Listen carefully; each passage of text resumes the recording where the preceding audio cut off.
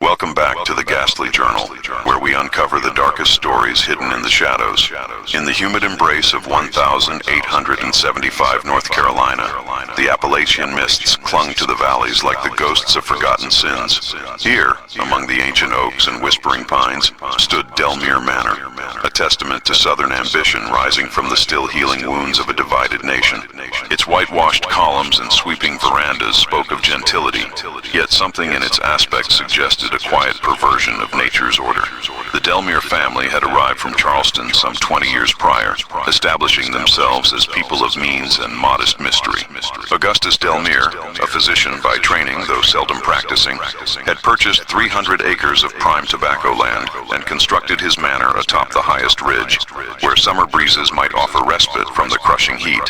His wife, Evangeline, bore him 7 children in quick succession, 4 boys and 3 girls, each birth marked by hushed conversations among the midwives and servants. The rumors began with the firstborn, young Master Frederick. The wet nurse, a sturdy woman from the neighboring town of Asheville, fled the household in the dead of night after her first attempt to suckle the infant. She was found 3 days later at her sister's home, feverish and muttering about teeth like a grown man and the devil's own child. Similar accounts followed with each subsequent birth, though Augustus was careful to engage different midwives and nurses for each delivery, all bound by contracts of strictest confidentiality. By 1875, the Delmere children ranged in age from 6 to 16 years, an unusually pallid brood who were never seen to smile in public. Their education was conducted entirely at home by a series of tutors, none remaining longer than a single season. Local children spoke in whispers of glimpsing the Delmere offspring through iron gates, their unnaturally perfect posture, their silent games upon the manicured lawn, and most disturbingly, the way they consumed their picnic meals, tearing into rare roast beef with methodical precision. Dr. Edmund Harrison, the county physician who had attended to an outbreak of influenza at the manor the previous winter, maintained a discreet silence regarding his observations of the family. Yet his personal diary, discovered after his untimely death from apparent suicide in the spring of 1876, contained a single cryptic entry. The Delmere aberration extends beyond dentition. The eldest girl's second set emerged yesterday, behind the first. God help us all if they continue to develop. What dark providence or scientific abomination had visited this bloodline? Some whispered of ancient family ties to Bavarian aristocracy, with their own physiological peculiarities. Others suggested Augustus had conducted unholy experiments during his medical training in Philadelphia. The more superstitious among the local populace crossed themselves when passing the property, muttering about changelings and forest demons that stole human babies and replaced them with their own. Yet the Delmeres themselves never acknowledged their difference. They entertained selectively, contributed generously to church coffers, and maintained their position in society through calculated acts of charity and intimidation. All the while, behind closed doors, 7 children smiled at one another with teeth that had never known the natural progression of growth and loss. Teeth that had emerged perfect, gleaming, and terrifyingly adult from birth. The Delmere household operated according to rhythms as peculiar as the children who inhabited it. Each morning began with a breakfast ritual, where silver utensils remained untouched beside fine bone china, the children preferring to consume their food with dignified yet disturbing efficiency, using only their peculiar dentition. The dining room itself spoke of restrained opulence. Walnut wainscoting absorbed the morning light, while portraits of stern-faced ancestors studied the proceedings with painted disapproval.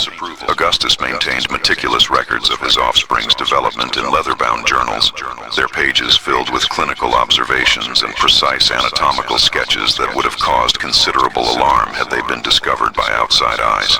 His study, a sanctuary of mahogany and medical curiosities, remained locked at all times, the key suspended from a chain around his neck.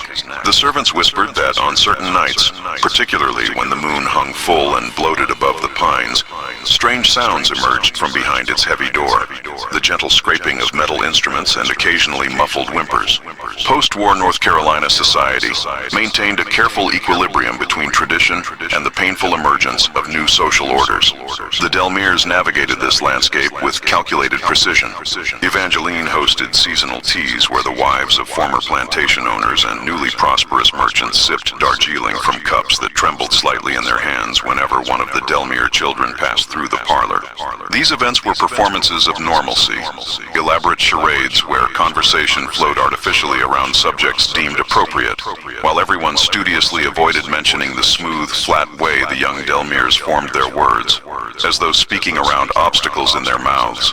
The neighboring Thornfield plantation, once the jewel of the county but now struggling in the economic aftermath of emancipation, provided a stream of workers who, despite their misgivings, found the Delmere's generous wages impossible to refuse.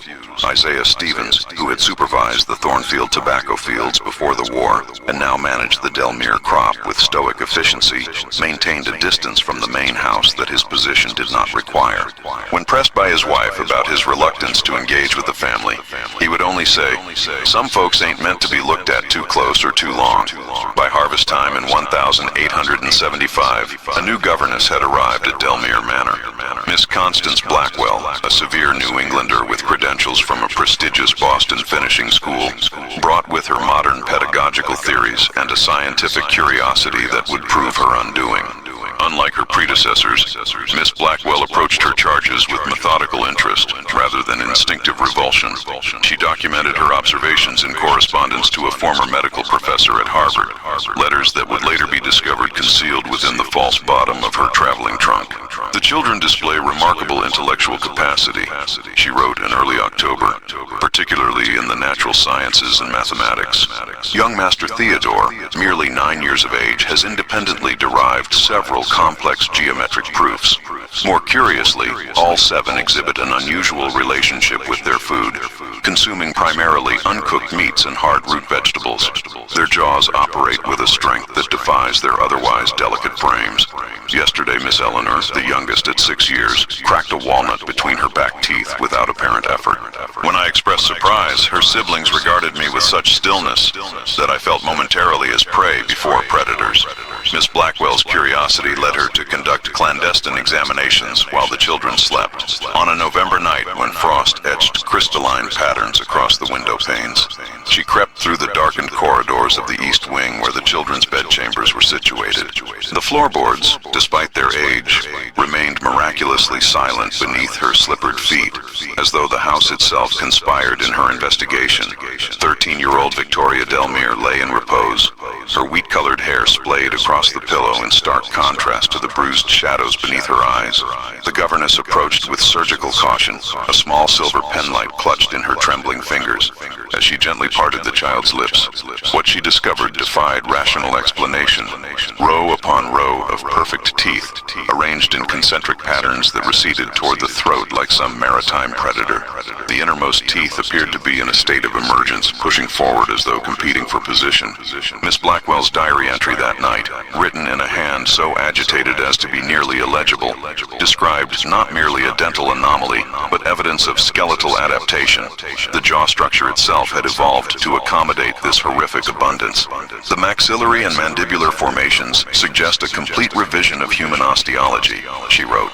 The entire cranial structure has been subtly modified to support what I can only estimate to be between 70 and 90 fully formed adult teeth per child. This cannot be mere mutation. It speaks of deliberate design. Meanwhile, in the servants' quarters above the carriage house, Ephraim Jackson, the Delmere's coachman of 7 years, conducted his own form of vigilance. A former slave whose penetrating intelligence was carefully concealed beneath a performance of deference, Ephraim had been methodically documenting the family's activities in a cipher of his own creation. His quarters, sparse but immaculate, contained a hidden compartment beneath the floorboards. where he kept his observations alongside a collection of unusual objects. A child's tooth of unnatural size found in the garden, a handkerchief stained with something that was not entirely blood, and a fragment of paper bearing Augustus Delmere's handwriting. Generation 7 shows promise of complete transformation. In the kitchen, Mrs. Holloway, a widow of formidable proportions and equally formidable silence, prepared the family's peculiar meals with grim precision. Her domain smelled perpetually of copper and rare meat. The pantry stocked with unusual preserves in jars bearing labels written in a language no local scholar could identify. She alone was permitted to handle the special utensils kept in a locked cabinet, implements of silver and bone that resembled dental tools more than culinary instruments. As December descended upon Delmere Manor, the atmosphere within its walls grew increasingly oppressive. The children's pallor deepened to an alabaster sheen that seemed to absorb rather than reflect the gaslight. Augustus spent longer hours sequestered in his study, emerging only for the evening meal, where he regarded his offspring with the calculating gaze of a naturalist observing specimens rather than a father beholding his children. Evangeline, once renowned for her beauty, now moved through the house like a specter, her corseted figure grown so thin that servants whispered she seemed to be disappearing from the inside out. The winter solstice brought with it a bitter cold that penetrated the manor's thick walls, yet the fires throughout Delmere Manor burned unnaturally low, as though some presence consumed the very heat before it could offer comfort. In this deepening chill, Miss Blackwell's investigations grew more desperate, her scholarly detachment giving way to a consuming obsession that left her sleepless, her once immaculate appearance now marked by disarray. On the longest night of the year, the household was awakened by a piercing scream from the nursery, where the youngest, Delmere, Eleanor, had been sequestered for 3 days with what Augustus described as a necessary fever. The sound possessed qualities that transcended ordinary human distress, a layered, harmonic quality that seemed to emanate from multiple throats simultaneously. Those who rushed to the child's aid found Miss Blackwell collapsed upon the threshold, her spectacles shattered beside her unconscious form. Inside the nursery, little Eleanor sat upright in her bed, surrounded by a scattered constellation of tiny white objects that caught the candlelight like polished pearls. Upon closer inspection, these proved to be teeth, dozens of perfect miniature adult teeth arranged in a precise circular pattern around her. The child herself appeared transformed, her nightgown soaked through with perspiration, her eyes fever bright yet focused with an unnatural clarity. Most disturbing of all was her smile. Where once had been merely an excessive number of adult teeth, now her lips barely contained a writhing mass of dental structures, some pushing outward through her gums in places no human mouth should accommodate teeth. The secondary dentition has begun, Augustus announced with the dispassionate tone of a lecturer addressing medical students. Evangeline, prepare the basement chamber. In the days that followed, Eleanor remained in seclusion, attended only by her father and mother. The household staff reported hearing peculiar grinding sounds emanating from behind the locked nursery door, reminiscent of millstones pulverizing grain to dust. The other Delmere children grew increasingly agitated, pacing the corridors with the coordinated movements of wolves circling wounded prey, occasionally pressing their ears against their sister's door before withdrawing with expressions of mingled anticipation and dread. Miss Blackwell, confined to her quarters with what the family physician diagnosed as nervous exhaustion, managed to dispatch a final letter to her Harvard correspondents before the manor was cut off by a devastating ice storm. This communication, intercepted and later preserved in Augustus Delmere's private collection, contained a series of detailed anatomical sketches showing a progressive transformation of the human skull, the final iteration depicting something that retained only the barest suggestion of humanity. The entire cranial structure evolved to accommodate an ever-expanding dental architecture. On Twelfth Night, as the neighboring farms celebrated the end of the holiday season with modest feasts and homemade cordials, the windows of Delmere Manor blazed with unprecedented light. Those few souls brave enough to venture near the property reported hearing a rhythmic chanting in voices that seemed both childlike and ancient, culminating in a sound that one witness described as the noise 1,000 teeth might make, all grinding in perfect unison against the foundations of the world. By morning light, a peculiar calm had settled over Delmere Manor, though observers noted the ground surrounding the estate appeared strangely disturbed, as though something massive had shifted beneath the frost-hardened earth. The ice storm had passed, leaving behind a crystalline landscape that transformed the property into a glittering spectacle of frozen beauty. Yet locals who ventured along the road bordering the Delmere lands reported an unnatural absence of wildlife, and a silence so absolute it seemed to swallow sound itself. Inside the manor, transformation had taken hold. Eleanor emerged from her seclusion on the seventh day, walking with preternatural grace through the main hall, where the household staff stood arranged in silent witness. The child's appearance had altered in ways subtle yet profound. Her skin possessed a translucent quality that revealed blue veins branching like river deltas beneath its surface, while her eyes had lightened to a peculiar amber hue, reminiscent of ancient amber. Most remarkable was her smile, now perfectly contained within strictly human parameters, revealing only a single row of impeccable teeth. She has completed the integration, Augustus announced to his assembled family, his voice carrying the reverent tone of a high priest. The convergence proceeds as prophesied. That evening, Frederick, the eldest son, discovered Miss Blackwell attempting to escape through the snow-covered gardens, her traveling case clutched in frost-bitten hands. The confrontation that ensued was observed by Ephraim Jackson from the shadowed corner of the greenhouse, where he had been cultivating certain plants under Augustus's specific instructions. His account, later encoded in his hidden journal, described how the 16-year-old boy subdued the governess without touching her, merely by opening his mouth to its fullest extent, a sight that rendered the woman motionless with terror. It were not natural, that unhinging, Ephraim wrote, like watching a snake dislocate its jaws, but worse for being in a human face. And what I glimpsed inside, Lord have mercy, it weren't teeth no more, but something else altogether, something that moved and shifted like it had thoughts of its own. In the days that followed, Victoria and Theodore both developed fevers identical to Eleanor's. The town physician, summoned by a concerned Evangeline, whose maternal instincts occasionally surfaced through whatever transformation had claimed her, departed the manor visibly shaken after examining the children. His prescription book, discovered after his death 3 months later, contained a curious entry: Delmere children. No medical intervention possible or advisable. What grows within them is beyond science. God forgive me for bearing witness and remaining silent. A page torn from Augustus Delmere's research journal, later recovered from the ashes of a fire that would claim part of the manor's east wing, provided the most disturbing insight into the family's condition. January 12, 1876. The ancient texts speak truth. The mouth is not merely an organ, but a pathway, as our ancestors discovered in the Black Forest laboratories 5 generations past. Human dentition can be modified to serve as the foundation for something far greater. What others mistake for teeth are in fact the earliest manifestation of the gateway. Once fully formed in all 7 vessels, the opening shall commence. That which waits beyond the threshold has been patient for millennia. Soon it shall feed again. The late January thaw brought with it a miasma that rose from the Delmere property like the exhalation of some vast subterranean creature. The distinctive odor, reminiscent of mineral springs yet tinged with a cloying sweetness that caught in the back of the throat, carried for miles on the unseasonable warm breeze, prompting livestock to break fences and flee in panicked herds throughout the county. Within the manor, the remaining Delmere children awaited their transformation with the eerie patience of devotees.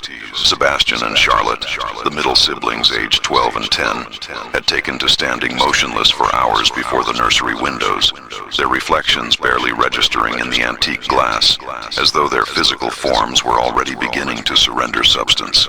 They spoke only to each other now, in truncated sentences that seemed composed of fragments from a language never meant for human tongues. In the cellar chambers, where no ordinary servant had been permitted for generations, Augustus had established what he referred to in his notes as the preparatory. Here, amid walls lined with copper and curious symbols etched into the limestone foundation, 7 stone slabs arranged in a precise heptagram pattern awaited their intended occupants. Each bore a shallow channel that spiraled inward toward a central depression, the entire configuration suggesting a system designed for fluid collection and distribution distribution. Evangeline, whose lucidity surfaced now in diminishing intervals like a drowning swimmer fighting the current, recorded her horrified observations in a journal concealed within her embroidery basket. Her once elegant script had deteriorated to jagged hieroglyphics that occasionally resolved into legible passages. The teeth are not the change, but merely its herald. I watched in mute witness as Eleanor's secondary palate formed, the roof of her mouth splitting like river ice in spring to reveal the aperture beyond. Augustus calls it the nascent orifice, the beginning of the true mouth that will eventually replace all conventional anatomical structures. Our children are becoming vessels, their bodies mere conveyances for something that hungers to enter this world through the gateways of their transformed mouths. In the town of Millbrook, 7 miles distant, the local congregation gathered for an unprecedented winter revival. Their prayers focused with particular intensity on the deliverance of souls from unnatural appetites and ungodly transformations. The Reverend Thaddeus Winters, whose grandfather had been among the first to settle these valleys, drew upon obscure biblical passages concerning those who devour with teeth of iron and the beast with many mouths. The church bell tolled continuously for 3 days and nights, its bronze voice carrying a desperate warning across the forested hills. Miss Blackwell, now confined to a windowless chamber adjacent to Augustus's study, had descended into a state of fevered creation. Denied paper, she covered the plaster walls with calculations and anatomical diagrams, using a mixture of coal dust and her own blood. The resulting mural depicted a cosmology of terrifying implication, human forms evolving towards something that resembled ceremonial gateways, their skulls reconfiguring around massive orifices that connected to realms illustrated only in fragmented glimpses. At the center of her desperate scholarship was a single phrase repeated in diminishing spirals. They are not becoming monsters. They are becoming doorways. A forgotten monograph published by the University Medical College of Philadelphia in 1842 provides context for Augustus Delmere's scientific foundations. Titled On Dental Anomalies and Evolutionary Divergence Among Isolated Familial Groups, the obscure text, authored by Dr. Ambrose Winters, Augustus's mentor, documented 3 European bloodlines with heritable dental peculiarities suggesting accelerated adaptation. The university withdrew the publication after ecclesiastical authorities condemned its godless implications, but not before several copies had been distributed to Winters' inner circle of students. Winters himself disappeared during an expedition to a remote alpine village in Bavaria, where he had traveled to investigate rumors of a secluded family whose members possessed dentition of remarkable abundance and peculiar arrangement. His last correspondence, preserved in the university archives, mentioned rituals of ingestion practiced by this isolated community and their belief that their mouths served as conduits for entities that bestow knowledge beyond mortal comprehension. The connection between the Delmeres and this Bavarian lineage emerged in fragmented details throughout public records. Evangeline's maiden name, Schönmund, meaning beautiful mouth in German, appeared in parish records from the Black Forest region dating back to the 1600s, where local folklore spoke of a family blessed or cursed by forest entities who granted them teeth that could consume knowledge and wisdom directly from the fabric of creation. By early February, the transformation of all 7 Delmere children had progressed with terrible synchronicity. Household staff reported that meals were no longer served in the dining room, but delivered to the basement preparatory, where the children remained in a state Evangeline's journal described as suspended between consumption and becoming. The provisions requested by Augustus grew increasingly bizarre. Rare minerals, botanical specimens known for their toxicity, and quantities of raw meat so excessive that additional ice houses were constructed to preserve the supply. Isaiah Stevens, who had reluctantly continued managing the Delmere tobacco fields, noted a disturbing change in the soil surrounding the manor.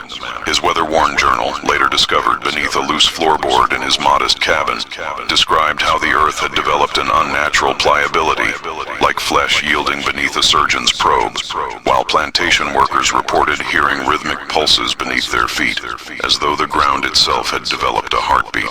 The most telling documentation came from Augustus's correspondence with a metallurgist in Baltimore, requesting information about alloys capable of withstanding extreme acidic environments and temperatures exceeding those of conventional forge fires. The metallurgist's response, marked with increasing alarm as the exchange continued, concluded with a refusal refusal to supply the requested materials, and a recommendation that Delmere seek spiritual counsel rather than scientific collaboration for whatever ungodly enterprise you have undertaken. County records from this period show an unprecedented migration away from lands adjoining the Delmere property, with property values plummeting despite the region's otherwise stable economy. A meteorological anomaly was recorded by amateur scientist Percival Whitmore, whose barometric readings showed air pressure fluctuations around the estate that followed patterns more suggestive of tidal forces than atmospheric conditions, as though something vast was breathing beneath the manor's foundations. As February yielded to March, a peculiar auroral phenomenon manifested exclusively above Delmere Manor. The shimmering curtains of light bore colors unknown to natural skies, virulent purples and pulsing ambers that seemed to bend inward rather than expand outward. Local astronomers documented this aberration with trembling hands, their calculations suggesting the illumination originated not from above but below. Within the estate's increasingly labyrinthine corridors, the very architecture began a subtle transformation.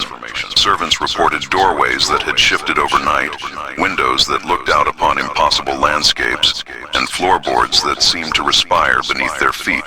The manor's original Georgian symmetry gradually surrendered to a new organizational principle, one that favored spiraling configurations and surfaces that curved at mathematically precise angles toward a central point beneath the main parlor.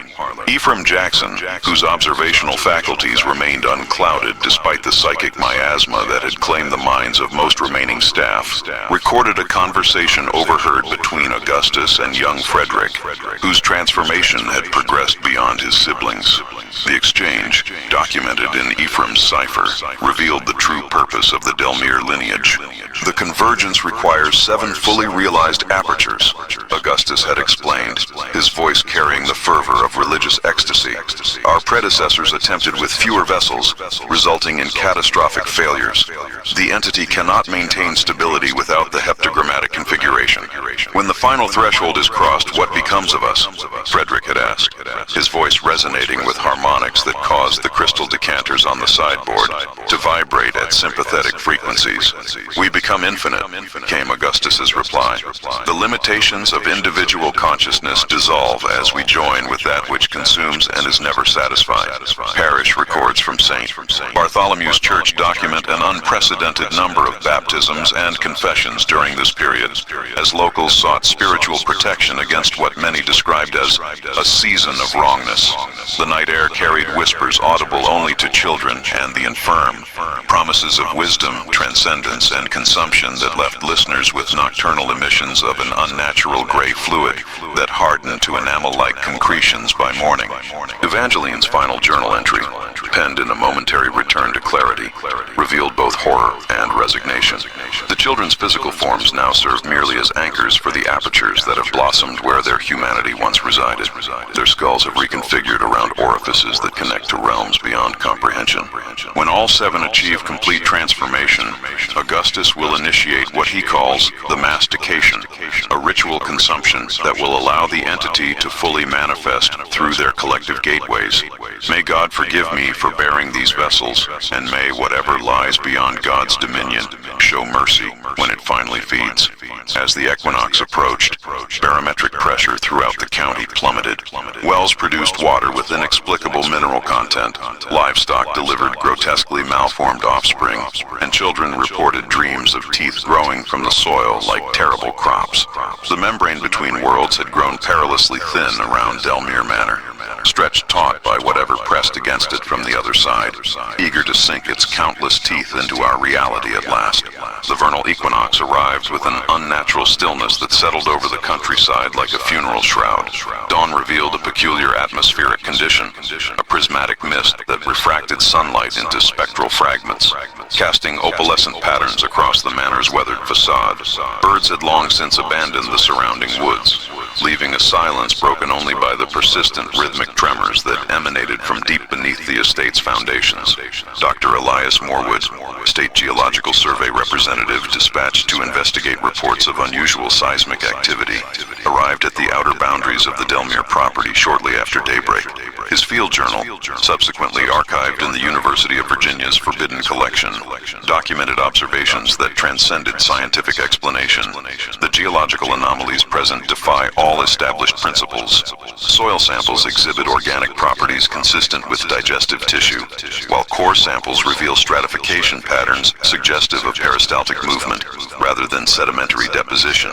Most disturbing are the crystalline formations extracted from 10 feet below surface level, structures microscopically identical to human dental enamel, but arranged in non-Euclidean configurations that induce immediate vertigo when observed.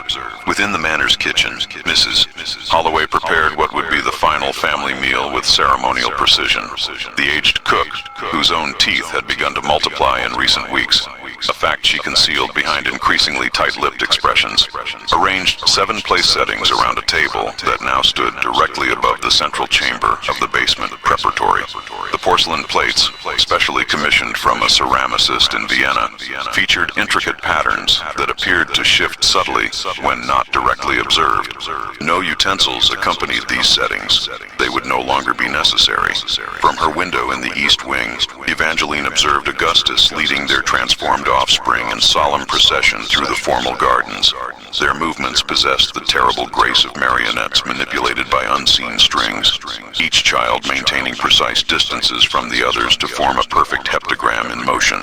Their clothing, white linen garments embroidered with symbols corresponding to various anatomical transition points, rippled despite the breathless air, as though responding to currents flowing from within rather than without. The local postmaster, delivering what would be the final correspondence to reach Delmere Manor, later testified to parish authorities about witnessing this procession from the property's iron gates. His account described how the 7 children seemed to flicker between substantiality and transparency, like lantern images projected onto morning mist, and how their movements created distortions in the surrounding landscape, as though reality itself bent in their wake. Most unnervingly, he reported that when Frederick, at the procession's head, turned momentarily in his direction, the boy's face appeared to open, not like a normal mouth, but like a flower composed of concentric rings of teeth, blooming outward from a central point of absolute darkness. The postmaster fled without delivering his parcels, suffering a paralytic stroke that evening that left him unable to speak, though his right hand continued to make chewing motions until his death 3 days later. As twilight approached on that equinox evening, Millbrook's church bells began ringing of their own accord, a discordant clamor that persisted for precisely 7 minutes before falling silent. Livestock throughout the county simultaneously began devouring their own young, while nursing mothers reported an inexplicable tingling sensation in their gums and a metallic taste that caused some to unwittingly draw their own blood while feeding their infants. The equinox night deepened into a grotesque parody of darkness, absorbing rather than merely blocking light. Throughout the county, timepieces ceased their mechanical rhythms at precisely 7 minutes past midnight, their hands frozen in positions that, when mapped across the region, formed a pattern identical to the arrangement of the Delmere children during their garden procession. Within the manor's central chamber, where the meal had been laid but never consumed in any conventional sense, a curious transformation of another kind unfolded. The detailed account comes to us through the desperate confession of Miriam Holloway, the cook's assistant, whose testimony was recorded by Father Thomas Woodbridge in the early hours before dawn. The young woman had fled through the expansive root cellars, finding unlikely escape through a collapsed drainage tunnel that delivered her, mud-soaked and nearly catatonic, to the banks of the Millbrook River. They sat in perfect stillness, she recounted, her voice barely rising above a whisper, not touching the plates before them, but staring at one another with expressions of such hunger as I have never witnessed upon human countenance. Then Miss Eleanor, the youngest, opened her mouth first, not in any natural way, but as though her entire face parted along invisible seams. What emerged was neither tooth nor tongue, but a pulsating aperture ringed with structures that moved with hideous intelligence. According to Miriam's testimony, each child in succession underwent a similar transformation, their physical forms seemingly turning inside out through their expanded orifices. Augustus stood at the head of the table, arms outstretched in supplication as he recited words in a language that caused Miriam's ears to bleed and her vision to splinter, a language she described as tasting of metal and ancient earth as it filled the chamber. The space between them began to bend. She continued, her fingers compulsively tracing patterns on Father Woodbridge's Bible. The very air folded inward, creating a vortex that connected all 7 apertures. Dr. Delmere called it the mastication, though what they consumed was not the food upon the table, but something pulled through from elsewhere, something vast that emerged in fragments through each child's portal. Evangeline's role in the ritual was perhaps most horrifying of all. As documented in the incomplete transcription of Miriam's testimony, several pages were subsequently destroyed by church authorities. Augustus's wife moved among her transformed offspring, touching each one's forehead with a silver implement resembling a dental tool etched with microscopic symbols. At each touch, the child's aperture expanded further, accommodating greater portions of whatever entity was being drawn through the collective gateway. Meteorological records from observatories as distant as Richmond noted extraordinary atmospheric disruptions centered above North Carolina that night, pressure systems that rotated in mathematically impossible patterns and electromagnetic anomalies that rendered compass needles useless throughout the eastern seaboard. More telling was the account from the Millbrook Observatory, where astronomer William Herschel documented a momentary inversion of the celestial sphere, during which stars appeared to arrange themselves in patterns suggestive of impossibly complex dental structures, before resuming their natural configurations. By sunrise, Delmere Manor stood silent upon its hill, seemingly unchanged to distant observers. Yet no smoke rose from its chimneys, no movement disturbed its curtained windows, and no living creature approached its boundaries. The transformation, or consumption, had been completed in perfect silence, leaving behind only questions that even the most courageous investigators dared not directly pursue. The darkness that descended upon Delmere Manor lingered long after the vernal equinox, a palpable miasma that refused to dissipate in the warming spring air. Provincial authorities, responding at last to frantic correspondence from neighboring properties, assembled a delegation of 12 men, comprising the county sheriff, a state medical examiner, 3 deputies, a geological surveyor, and 6 volunteers from local families of standing. Their approach to the manor on the 7th day following the equinox was documented by Deputy Marshal Clarence Wilkins, whose meticulous field journal provides our most reliable account of what awaited them. The estate appears abandoned, though no evacuation was witnessed by neighboring farms. Wilkins wrote in a hand whose growing unsteadiness betrayed his mounting disquiet. The gatehouse stands empty, its door swinging upon broken hinges. More curious are the gardens, where plants have grown at impossible rates. Rose bushes now tower 8 feet high with thorns proportionally enlarged, while ornamental hedges have assumed configurations suggesting deliberate cultivation into shapes that disturb the eye and disconcert the mind. Most remarkable was the delegation's discovery in the manor's sprawling tobacco fields. The plants, which should have been merely early spring seedlings, had grown to full maturity in defiance of agricultural science. More disturbing still was their appearance, as attested by Agricultural Commissioner Thaddeus Harper in his subsequent report to the state capitol. The Nicotiana specimens present unprecedented morphological adaptations, rendering them taxonomically unique. Leaf structures contain vascular systems more consistent with mammalian circulatory patterns than typical plant vasculature. Most anomalous are the seed pods, which upon dissection reveal formations microscopically identical to immature dental structures, complete with developing enamel matrices and pulp chambers. When exposed to saline solution, these structures exhibit reflexive contractions suggestive of primitive mastication. Within the manor itself, the delegation encountered an environment that defied rational explanation. The entrance entrance hall, once a testament to southern refinement, had subtly transformed. Its proportions mathematically precise, yet somehow wrong. Its surfaces bearing a patina that responded to touch, with movements suggestive of peristalsis.